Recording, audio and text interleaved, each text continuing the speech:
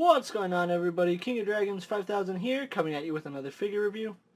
Today we'll be having a look at the NECA Godzilla King of the Monsters, the Fire Demon Rodan. Here we do have Rodan in the packaging. What we're going to do now is take a little break, get him opened up, and then we'll have a better look at Rodan. So stay tuned, everyone. And so here we have Rodan posed and out of the packaging. Before we have a look at the figure, let's actually take a look at what Rodan comes with. Rodan surprisingly does come with two alternate heads. He comes with a head that has his mouth closed, and then Rodan comes with a head where his mouth is open, and those are interchangeable, and I do like that. Rodan also does come with his Monarch outpost with an explosion effect added to it, as well as a display stand that you can have him flying over it, which looks really good. And if you want him standing, you can actually get him standing in a couple different ways. I just have him standing on his wings and tail. It's not practical, but it's what I am working with. But anyway, with his accessories out of the way, let's actually have a closer look at Rodan. And so here we have a closer look at the Fire Demon Rodan, and NECA did an outstanding job with this figure. It actually does look like Rodan from the movie.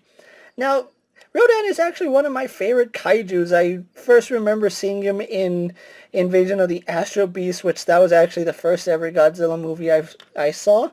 And I fondly remember Rodan and Godzilla fighting King Ghidorah. And Rodan, of course, is one of my favorite kaijus, so seeing him on the big screen once again was really heartwarming to me. But anyway, taking a look at Rodan, you can see NECA did a really good job with his eyes. That's pretty much how his eye looked in the movie. I'm wondering why couldn't they have gotten Godzilla's eyes to look this nice, because even on both sides, they did a good job painting Rodan's eyes now.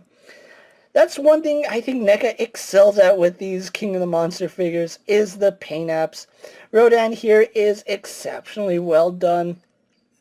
As you can see, I believe he's mainly in this, I don't even know what color he's cast in. I want to say it's the red that he's cast in, and then he's just painted with the dark overspray, and you can see all the red peeking through, but it is really impressive. If we take a look at his back here, you can see just how nice that looks. It looks like dried up lava right here, and it gets hotter as you go to his tail and his wings.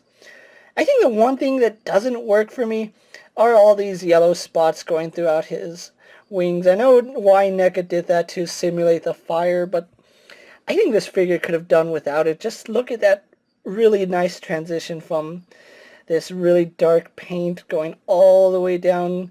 We see his wings looking like drying up lava, and as it gets to the tip of his wings, it starts heating up. That looks really good, and that is really impressive. And I am glad NECA did not go the translucent plastic. They actually went with a solid plastic. I think it just adds to it. If it was translucent, it might come off as a little cheesy, but this looks really, really good. And even stretching his wing out all the way, you can see just how nice that looks. They did an exceptional job with his wings. As you can see, all this nice wash that exposes the red plastic underneath it. I'm just blown away with how nice this figure is, and I absolutely love the way Rodan looked in the movie. Not to say it's not without its problems, but I won't get into the movie plot. Just look at all this nice paint apps, and it's not just on the back of the wings, even the inside of the wings matches the outside. So NECA, again, phenomenal job here with Rodan. You can see he does have his tiny little legs, which again still carries over that red plastic with a really dark brown. It's not black, it's a really dark brown overspray. And just seeing how it looks on the tail, on the tips of the wings. My goodness, there's so many things that could have gone wrong with this figure, and I'm really glad it went right. I honestly feel like the final product is better than the prototype, because when they showed the prototype, he was just gray. He was gray with red tip wings. This looks really, really nice, and this is a figure I think I'm really proud to have in my collection.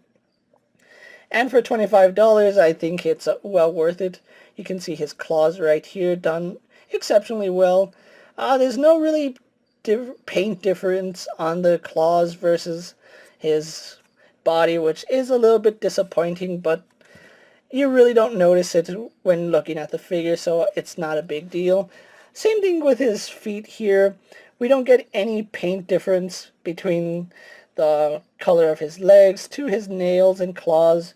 But then again, it's to that point that you don't notice it all too much. So whether or not they painted his nails or not, that's completely different. And we'll have a quick look at his alternate head. And you can see again, they did a good job painting the eye here and painting the eye on this side, and inside the mouth they did a really nice glossy black, and you can actually see some of that red plastic poking through. So I really do like that. They didn't paint his teeth because he didn't really have teeth, as his beak was just really serrated. So really good job with Rodan overall, and I'm really impressed with it. So what we're going to do now is actually get Rodan compared to a few other figures you may have in your collection.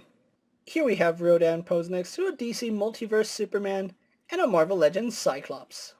Here we have Rodan posed next to a WWE Elite Scale figure and a Mezco 1/12 Collective Popeye the Sailor Man. Here we have Rodan posed next to the NECA King of the Monsters Godzilla. Here we have Rodan posed next to the NECA King of the Monsters Mothra. And just for wing scale, here we do have Rodan and Mothra with their wings fully extended. And with the comparisons out of the way, let's actually move on to Rodan's articulation. Now, he's not the most articulated figure in the world, and there's some bits of articulation I wish he did have, but for what he has, I think it's acceptable. He does have a ball joint in the neck, so we can actually get his head moving around. He looks up, he looks forward, looks side to side, as well as rotates. Now, I know a lot of people are a little bit upset about the way his neck hinges, because we only get up and down movement, as well as some in and out, as well as some rotation. Now, one thing I do want to point out is that when you do get him in a flying pose, a lot of people are a little bit bummed out that his head doesn't look all the way up. That's a really easy fix. All you do is rotate his neck all the way around, turn his head around, and now we get him in a pose where he is looking straight. So just depending on how you have that neck joint rotated, depends if you can get him looking straight or if you can get him looking down. And it's a really nice look for the figure. So because this is on a ball joint, it can rotate. So if you want him looking straight, just have the neck rotated one way, have him looking forward, rotate his neck the other way. No big issue there, so I don't know why a lot of people are complaining about that. He can look forward. He does have ball joints in the wings. Now, his arms are designed, for the most part, good. There's one little piece that I am a little bit upset about. You can get flapping motion going downward. Unfortunately, that's as high as his arm does go up. I would have liked to see some actual flapping motion where we can get this arm, or his arms, going up in a more vertical pose, but that's pretty much okay, because you can still get him in flapping poses just with his wings down, and then we can get him in gliding poses. His wings do rotate. You just got to be careful, because the way his wings are designed, they kind of conform to his body. If you rotate them down and then around, you can get them forward. If you rotate them back, you can get them back, which it's a little bit strange. I really do wish that they had something to cover that up, but to give him articulation, I can see why they did cut that. If they had given him another cut right here, he could have swiveled his arm inward like he's bowing, as we saw in the movie, but he doesn't get that. We only get rotation right here at his claws, so that does move the wing outward and folds the wing inward. So you can still get him in really good flying positions, but his wings are pretty much static going outward. And we actually do get little ball joints for his legs, which work really good. They move out, they move in, they move back, forward. So ball jointed legs do work. Other than that, Rodan is basically a paper airplane. He's just going to be in a flying position. Or if you can get him standing, which it is possible, you can have him ready for takeoff. But other than that, there's really not much more to talk about his articulation. So with that out of the way, guys, let's actually move on to my final thoughts.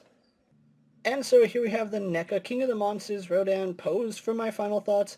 Overall, this is a glorious piece from NECA. Despite the fact he doesn't have as much articulation as I would like him to have, I still think the detailing on him well exceeds what I expected out of this figure. Again, seeing prototypes of this figure did get me hyped for it, but having him in hand, I think the prototype is actually not a good representation of the final product. I think the final product is even better than the prototype. If you look at the prototype stills, he was cast in a gray plastic. This one actually has a lot of nice volcanic detail to him. His Monarch Outpost display stand and flight stand work really good with the figure, and if you can't find a way to pose this figure, there is something wrong with your posing ability. If you are looking for the NECA Rodan, I did stumble upon mine at Target right after I actually finished watching King of the Monsters, ironically. So if you are looking for your NECA Rodan, go ahead and check your local Targets. He should be hitting shelves at the time I'm making this video, and he is going to run you about $25. If you're a fan of King of the Monsters like I am, or just a fan of big kaijus, you're going to want to have this guy in your collection. With that being said, guys, I'm KingofDragons 5000. Don't forget to like this video, leave a comment, subscribe to my channel. Go check out all my other action figure reviews, as well as all my other NECA videos. Hopefully you find them informative. As always, if there's a figure you would like to see me review, let me know down in the comments, and if it fits in my collection, I'll definitely have a look at it. While you're at it, check out my Instagram account for new and exciting action figure photos, and ring that bell to be notified every time I upload a new video. Hope you guys enjoyed, and I'll see you guys next time. Take care, everyone.